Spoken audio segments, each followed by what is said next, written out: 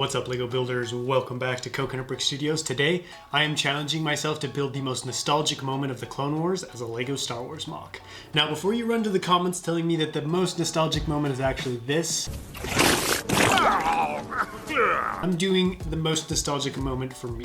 I'm fortunate to have experienced and enjoyed the Clone Wars since I was young, and for some reason there is one scene in particular that really left its mark on me even to this day. So much so, in fact, that it inspired me to build the oldest LEGO Star Wars Moc currently in my collection, which you will see later in the video. This was no cakewalk of a build challenge either. There were problems right off the bat and ones I don't normally deal with. So if you're ready to see what happens when I run out of pieces when Moc building, don't forget to execute order 66 on that like button and let's get started. What better place to start the Moc than with the frame? I'm gonna try something new with it as well, something I haven't done before. Nothing too crazy. I'm just gonna add a row of 1x plate on top of the normal outline of the frame, and then a row of tile on top of that, creating a couple of tiled steps. Like I said, nothing too crazy, but this will hopefully give a slightly dressed up or fancy vibe to the finished build.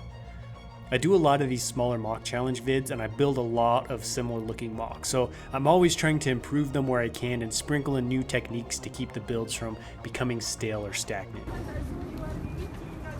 For some reason, I was really struggling with what I wanted this Moc to look like. I had the overall scene and story in my mind, but the dimensions and size kept feeling off, and I had trouble picturing exactly what this Moc would look like and where everything was gonna go. So as you can see, I had to rearrange the plates a couple of times before I was happy. It can be frustrating to have a Moc idea in your head but not be able to capture it with brick. Eventually, I decided to draw out my idea, and that helped some. So with my masterpiece of a blueprint at hand, I was able to get the base of the Moc finished and start the rest of the build. Now it's time to throw down a layer of tile to cover up the exposed dark tan and blue filler plate where the road will be. I was using black tile, but I ran out of it, so I had to sub in some dark bluish gray pieces, but I don't think anyone will be able to notice once the road is in. For how small this Moc is, it is really pushing my parts collection to the limit, but I think that might be in large part due to the massive Coruscant Moc I'm also building at the same time.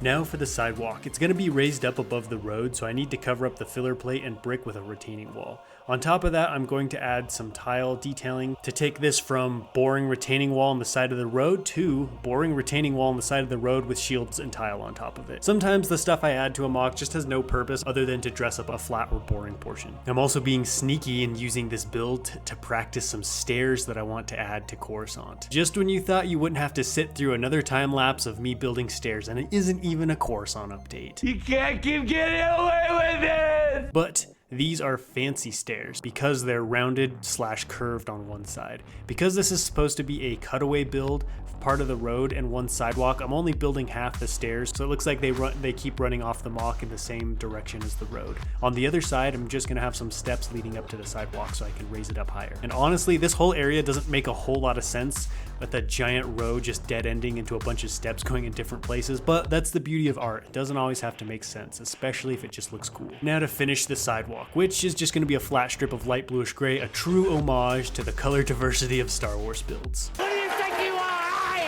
The actual scene I'm recreating doesn't have any sidewalks running along the side of the road, but for the sake of a cohesive build and having the space for everything I wanted to include, I'm adding one in.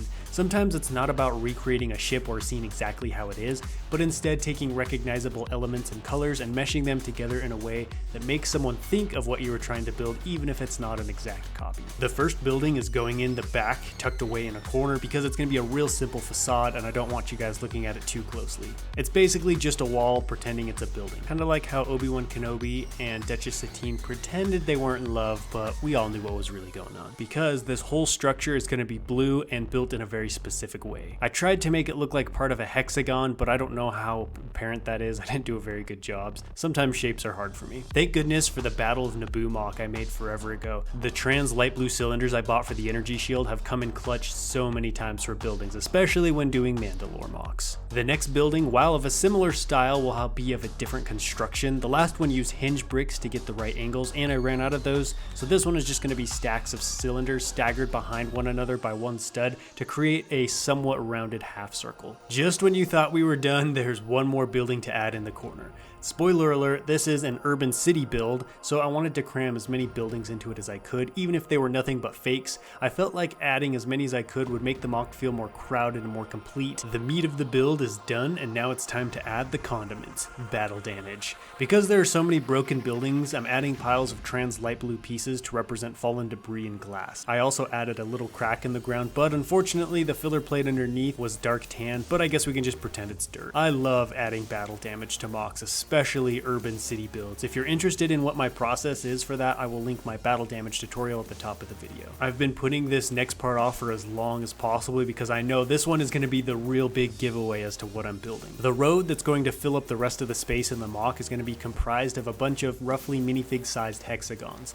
I got the idea from another mock I saw, which I will showcase later in the video, but each one is comprised of 2 identical bricks with cheese slopes on top, with the bottoms of each brick connected together by half pegs. It's a really cool technique and was much better than the one I tried building out of the bigger 1x2 slopes. I really lucked out and had barely enough cheese slopes to get enough hexagons built, but unfortunately I had to steal some off of the remains of my Kato Nemoidia mock that's been chilling all alone in my closet for about a year now. The gang's all here. It was at this point I ran into a big problem. I didn't have enough hexagons to finish the road, so I had this large exposed gap of tile at the end, and I couldn't think of a way to cover up in a way that made sense, so I was left with 2 options. I could either go cry in the shower for a while, or take apart this end of the mock and just make it shorter. So after I got out of the shower and dried my eyes, that's what I did, but I left the sidewalk portion and the building in because I was already losing a bunch of space for minifigs, so I wanted to keep as much of the mock as I could. Now it's time for the minifigs and accessories. The clone command post is going in first with our boy Commander Cody. You also can't have a Clone Wars mock without lots of crates and containers laying around. And the main attraction, one of my custom AV7 anti-vehicle cannons in the middle. I'm also going to add some barricades in front of that with a dead droid and some clones defending the artillery position. I was going to do more with the barricades and clones, but unfortunately I lost all that road space in the front. But everything's in, so now it's time for the big reveal.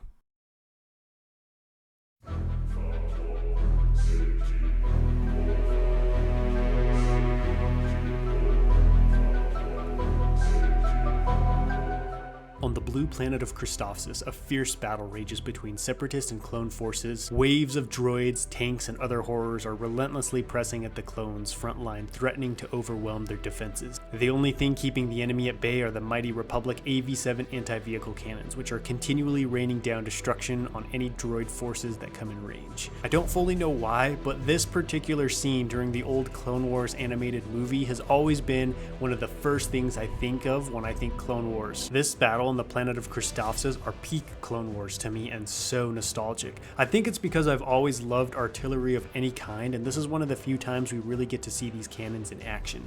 This was also my first real glimpse into the epic saga that became the Clone Wars, because the movie came out before the TV show did. Too bad it also had to include this storyline. Please, no! No! No!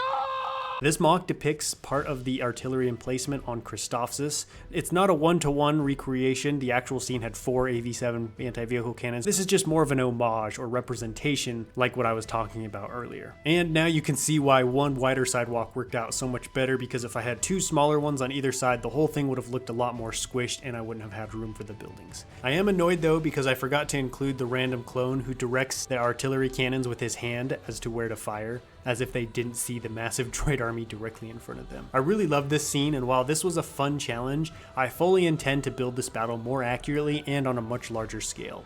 Maybe even this year. I got the hexagon design for the road from WG Productions, who made a really cool Christophsis mock. I believe he's on Instagram, and one that I will definitely revisit for more inspiration in the future. I really enjoy these bigger single mock challenges. Instead of building 3 or more smaller mocks like some of my other vids, I get to focus on just one single larger build that's still in the mock building challenge format, not just a speed build and a showcase. Plus, it helps me brainstorm and practice techniques for bigger mocks and learn how to build certain places in Star Wars without having to dedicate a full series to it. This AV7 was also the mock that I was talking about in the intro. I'm always on the hunt for more Clone Wars themed building challenges, so if you have any ideas, let me know in the comments. I also want to know what you thought of this mock and when you figured out what I was building. But that wraps up everything for this video, so I will catch you in the next one, but until then, happy building.